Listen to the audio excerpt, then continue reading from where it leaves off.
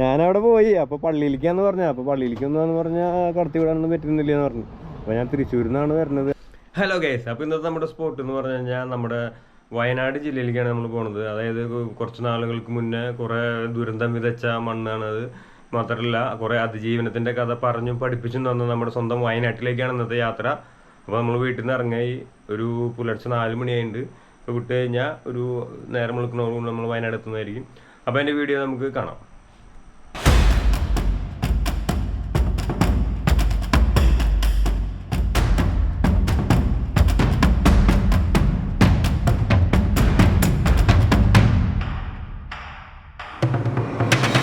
അപ്പോൾ അങ്ങനെ നമ്മൾ യാത്ര തുടങ്ങി. നമ്മൾ പുലർച്ചെ 4 മണിക്കാണ് വണ്ടി സ്റ്റാർട്ട് ചെയ്ത് തൃശ്ശൂരിൽ നിന്നാണ് പോണത്. ആ ഒരു പുലർച്ചയുടെ ആ ഒരു അറ്റ്മോസ്ഫിയറിൽ വണ്ടി ഓടിച്ച് പോകുമ്പോൾ തന്നെ നല്ലൊരു വൈബാണ് കേട്ടോ ഗൈസ്.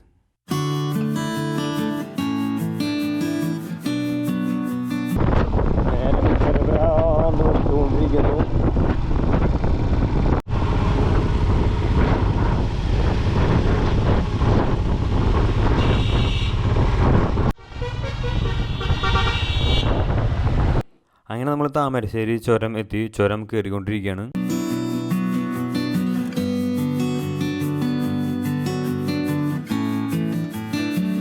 എന്തൊരു താജ്മഹൽ ഉണ്ട് കഴിയാണ് അറ്റത്ത് കണ്ട. അതെന്താണെന്ന് മനസ്സിലായില്ല കേട്ടോ. നമ്മൾ ചുരം കയറുമ്പോൾ സ്റ്റാർട്ടിങ്ങിലുള്ള വ്യൂ പോയിന്റിൽ കാണുമ്പോൾ ഒരു വ്യൂ ആണ്. ശരിക്കും താജ്മഹലിൻ്റെ പോലെ ഒരു ബിൽഡിംഗ് അവിടെ നിൽക്കുന്നുണ്ട്. അതെന്താണെന്ന് മനസ്സിലായിട്ടില്ല.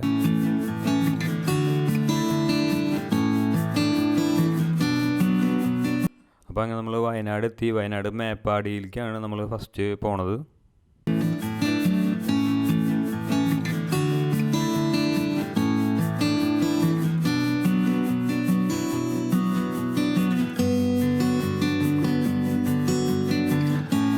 അപ്പോൾ അങ്ങനെ നമ്മൾ മേപ്പാടിയിലെത്തി. മേപ്പാടിയിൽ ബോച്ചെ 1000 ഏക്കർ എന്ന് പറഞ്ഞൊരു റിസോർട്ടിലാണ് നമ്മൾ ടെൻറ്റ് സ്റ്റേ ആണ് ചെയ്യണത്. അപ്പോൾ അവിടെ അത് ബുക്ക് ചെയ്തിട്ടുണ്ട്. അങ്ങോട്ടാണ് പോയിക്കൊണ്ടിരിക്കുന്നത്.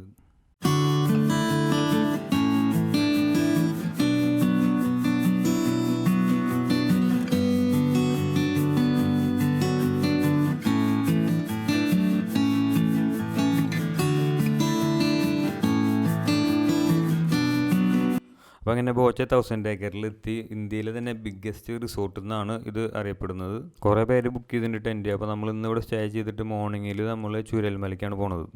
4 സ്റ്റെയർ ടെൻറ്റാണ് ഞങ്ങൾക്ക് കിട്ടിയത്. നമ്മുടെ ടെൻറ്റ് ഏതാ ബോസ്? ഇതല്ലേ നമ്മുടെ ടെൻറ്റ്. അതിലേക്ക് കുറച്ച് കിടക്കുന്ന നല്ലോണം കിട്ടി കഴിഞ്ഞാൽ സെറ്റായി.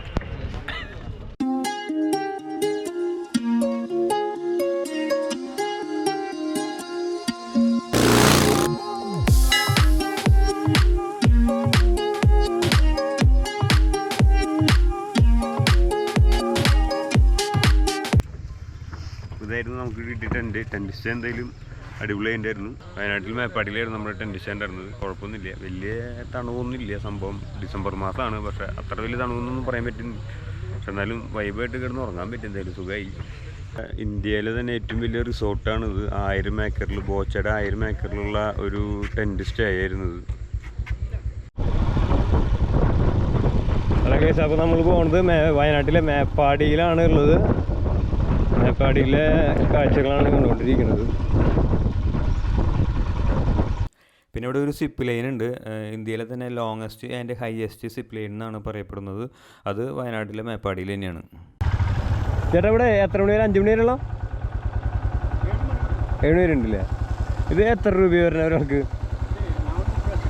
400 സിപ്പ് ലൈൻ. എത്ര ദൂരം പോകും? എത്ര മീറ്റർ ഉണ്ടാവും? ആ അതല്ലേ. ആ ഓക്കെ ശരി.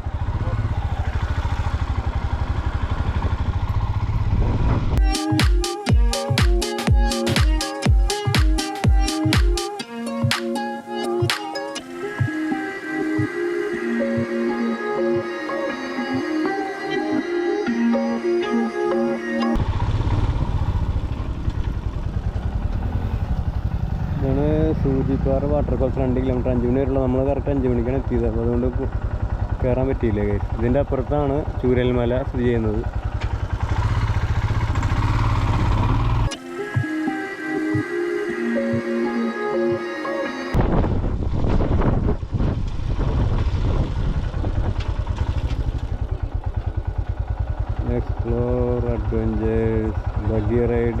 നേറ്റീവ് റൈഡാണ്.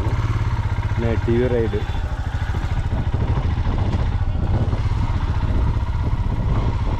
മേപ്പാടി പുത്തുമല സ്ഥലമാണത്. ഇവിടെ ചോദിച്ചപ്പോൾ ആ ദുരന്തം നടന്ന സ്ഥലത്തേക്ക്, അതായത് ചൂരൽമലയിലേക്ക് ആളുകളെ തന്നെ കടത്തിവിടുന്നില്ല, ടൂറിസ്റ്റുകളെ തന്നെ കടത്തിവിടില്ല എന്നാണ് അറിഞ്ഞത്. എന്നാലും പോയി നോക്കി നോക്ക്, ചിലപ്പോൾ കടത്തിവിടുന്ന നാട്ടുകാർ പറഞ്ഞു. ആ ഒരു പ്രതീക്ഷയോട് കൂടിയാണ് നമ്മൾ പോയിക്കൊണ്ടിരിക്കുന്നത് ഗൈസ്. അപ്പോൾ ഇതാണ് മുണ്ടക്കൈ ഫോറസ്റ്റ് സ്റ്റേഷൻ. ഇതിൻ്റെ അപ്പുറത്ത് 1 കിലോമീറ്റർ കഴിഞ്ഞ് കഴിഞ്ഞാൽ ചൂരൽമലയായി. അവിടെ ചെക്ക് പോസ്റ്റും കാര്യങ്ങളൊക്കെ ഉണ്ട്. അപ്പോൾ ഒന്ന് ചോദിച്ച് നോക്കി നോക്ക്, ചിലപ്പോൾ കടത്തിവിടില്ല എന്നാണ് നാട്ടുകാർ പറഞ്ഞത്. നമുക്കൊന്ന് നോക്കി നോക്കാൻ പോയിട്ട്. മുന്നേ അവിടേക്ക് സന്ദർശകരെ അനുവദിച്ചിരുന്നു. പിന്നെ സന്ദർശകർ പോയിട്ട് അവർക്ക് ബുദ്ധിമുട്ടുണ്ടാക്കുന്ന രീതിയിൽ ഓരോ പ്രവൃത്തികളൊക്കെ ചെയ്ത് അവിടുത്തെ നാട്ടുകാർക്ക് ഭയങ്കര വിഷമം കാര്യങ്ങളൊക്കെ, അങ്ങനെയാണ് അത് ബ്ലോക്ക് ചെയ്തത്. നമ്മൾ ചൂരൽമല എത്തി. ഇവിടെയാണ് ആ ദുരന്തം നടന്നത്. ആ പാലം ഒഴിച്ച് പോയിട്ട് പുതിയൊരു പാലം ഇന്ത്യൻ ആർമി ഒരു ദിവസം കൊണ്ട് ഉണ്ടാക്കിയതാണ്. അവർക്കൊരു ബിഗ് സല്യൂട്ട് കൊടുക്കാതിരിക്കാൻ വയ്യ. പിന്നെ ഇവിടുത്തെ നാട്ടുകാർ നടത്തിയ രക്ഷാപ്രവർത്തനങ്ങളും അതിജീവനത്തിൻ്റെ ഒക്കെ കഥ എന്തായാലും എത്ര കാലം കഴിഞ്ഞാലും ചരിത്രത്തിൻ്റെ താളുകളിൽ അത് രേഖപ്പെടുത്തിയിരിക്കും. എന്തായാലും അത്രയും ലോകം കണ്ടതിലേറ്റ് ഏറ്റവും വലിയൊരു ദുരന്തമായിരുന്നു അത്.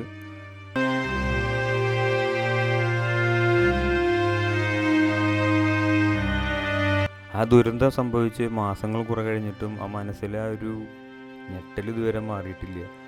അവിടെ ജീവൻ പൊലിഞ്ഞ എല്ലാവർക്കും എൻ്റെ ഹൃദയത്തിൽ നിന്നും കണ്ണീരിൽ കുതിർന്ന സ്നേഹ പുഷ്പങ്ങൾ അർപ്പിക്കുന്നു.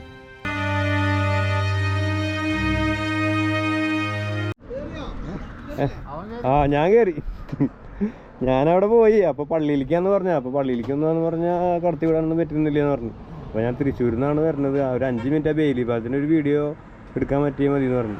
അപ്പോൾ മൂപ്പര് എന്നാൽ ബാഗ് പോയിട്ട് പോയോ പറഞ്ഞു 5 മിനിറ്റ്. അപ്പം അങ്ങനെ പോയി കണ്ടു. ഇവര് ബാക്കിൽ പോയി നിന്നു. പക്ഷേ കടത്തി വിടില്ല, അവിടെ കുറേ പേര് നിൽക്കുന്നുണ്ട്. ഞാൻ ഒരാളായി ഇങ്ങനെ കൈകാലം പിടിച്ചിട്ട് കയറി. ശരി ശരിട്ടാ, ശരി. അപ്പോൾ ശരി. ചൂരൽമല നിവാസികളായിരുന്നു അവർ. എന്തായാലും നല്ല സ്നേഹമുള്ള നാട്ടുകാരാണ് വയനാട് ഉള്ളവർ. എനിക്കത് ഫീലായി. കാരണം നല്ല ഹെൽപ്പിംഗ് മെൻറ്റാലിറ്റി ഉള്ളവരായിരുന്നു കൂടുതലും ഞാൻ പരിചയപ്പെട്ടത് വയനാട് മേപ്പാടിയിലൊക്കെ വന്നിട്ട്. അപ്പോൾ എല്ലാവരും നാട്ടുകാർ എനിക്ക് നല്ല ഇഷ്ടമായി, നാടും നല്ല ഇഷ്ടമായി. അപ്പോൾ അങ്ങനെ നമ്മൾ വീഡിയോ വൈൻഡപ്പ് ചെയ്യുകയാണ്. വീഡിയോ ഇഷ്ടപ്പെട്ടെങ്കിൽ എല്ലാവരും ലൈക്ക് ചെയ്യുക, സബ്സ്ക്രൈബ് ചെയ്യുക, സപ്പോർട്ട് ചെയ്യുക. അടുത്ത വീഡിയോയിൽ കാണുന്നവരെ ബൈ.